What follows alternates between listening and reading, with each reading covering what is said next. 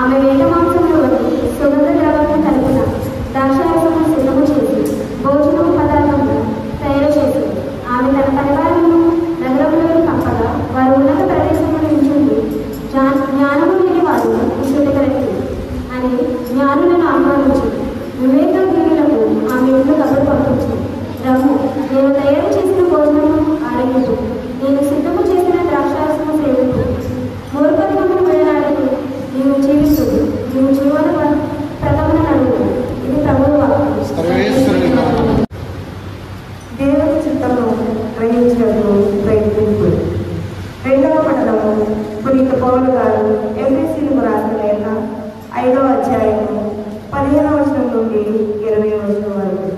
రెండవ పట్టణము పునీత పౌలు గారు ఎఫెసీయులకు రాసిన లేఖ 5వ అధ్యాయము 15వ వచనం నుండి 20వ వచనం వరకు.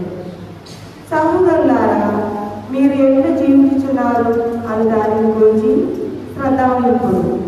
జ్ఞానహీనుల వలె జీవకుడు, వివేకవంతుల వలె జీవింపుడు. ఇవి చెడు దినములు కనుక దొరికిన ప్రతి అవకాశమును సద్వినియోగం చేసుకోరు. మూర్ఖులు కాక మీరేం చేయవలెనని దేవుని చిత్తము గ్రహించటకు ప్రయత్నింపుడు. మద్యపానంలో మద్యతకుడు, అది చాలకో, దానికి బదులుగా ఆత్మపూరితులు పడు. ఒకరితో ఒకరు కీర్తనలతోనూ స్తోత్రములతోనూ పవిత్ర గీతములతోనూ సంభాషించు. హృదయపూర్వకముగా ప్రవర్తనలో ప్రభువులకు కీర్తనలను స్తోత్రములను వాడు.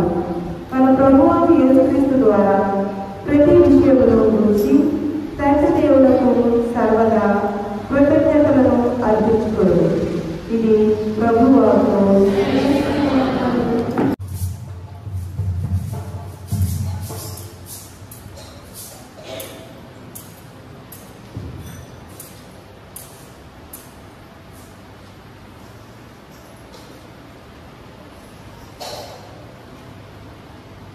ప్రభువు మీతో ఉండునుగాక.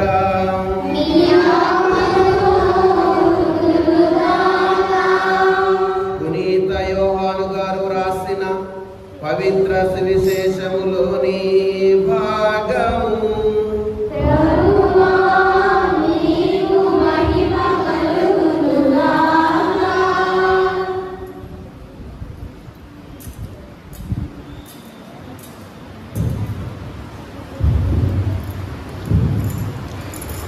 యోహాను సువార్త 6వ అధ్యాయము 51వ వచనం నుంచి 58వ వచనం వరకు.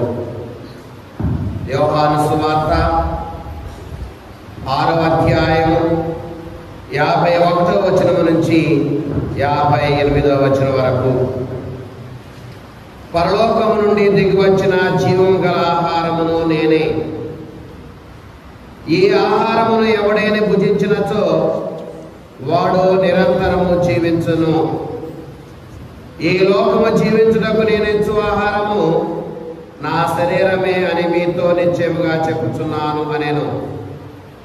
అంతటా యూదులు ఒకరితో ఒకరు, మనము భుజించుటకు ఈయన తన శరీరమును ఎట్లు ఇవ్వగలడు అని వాదించుకొనసాగిరి. యేసు వారికి, మీరు మనుష్య కుమారుని శరీరమును భుజించి ఆయన రక్తమును త్రాగిననే తప్ప మీలో జీవము ఉండదని మీతో నిశ్చయముగా చెప్పుచున్నాను.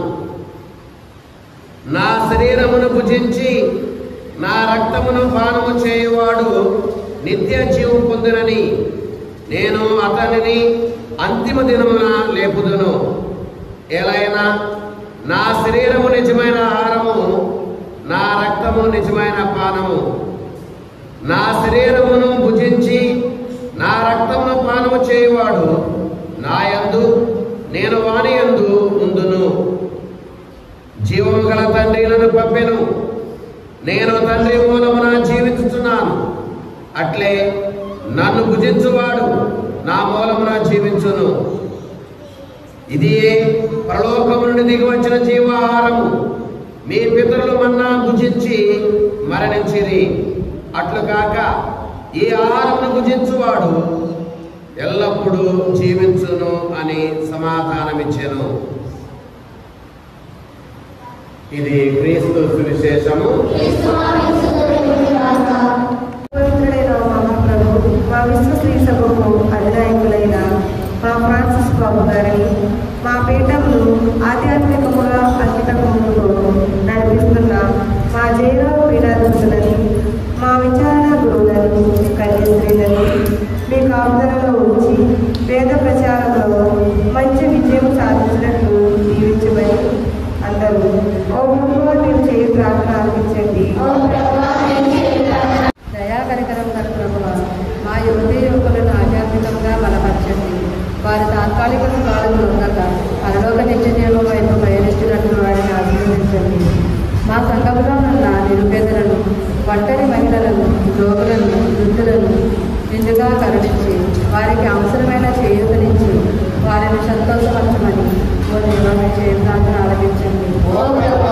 దయగల సంపూర్ణుడ, సృష్టి జీవమైన మేమంతా నీ ప్రేమ అమూల్యమైనది, అమోఘమైనది అని గ్రహించి నీ పరిపూర్ణ ప్రేమకు దాని గడప విలువైన ఆనందంలో మా మధ్యలో పర్యపరచుకుంటూ ఆ నిండు ప్రేమకు మంచితనానికి సాక్షులుగా క్షమించు మహాపాలను మాకు ప్రసాదించుతాము. అందరూ ప్రభువా మీరు చేయగలిగింది. నిరాశ జీవులకు ఆశాజ్యోతి అయిన ఓ ప్రభువా, మా విచారణలో ఉన్న ప్రతి కుటుంబాన్ని మీ దివ్యలోకపు అడ్వాన్స్ ఆశీస్సులతో నింపండి. మీ శిష్యులుగా మేము పొందిన కృపావరములు విశ్వాసవశతో ఇతరులకు మామూలుగా జీవించే కృపను మాకు అందించండి. అందరూ ఓ ప్రభువా మీరు చేయ ప్రార్థన అనిపించండి. సర్వేశ్వర స్వామి, మా ఆరోగ్యం కోసం బాధపడుతున్న వారి గురించి ప్రార్థన చేయుచున్నాము. వారి మంచి ఆరోగ్యాన్ని వసమని, మీరెక్కల చాటిన వారిని ఖాయమని అందరూ ఓ ప్రభువా మేము చేయ ప్రార్థన ఆలకించండి.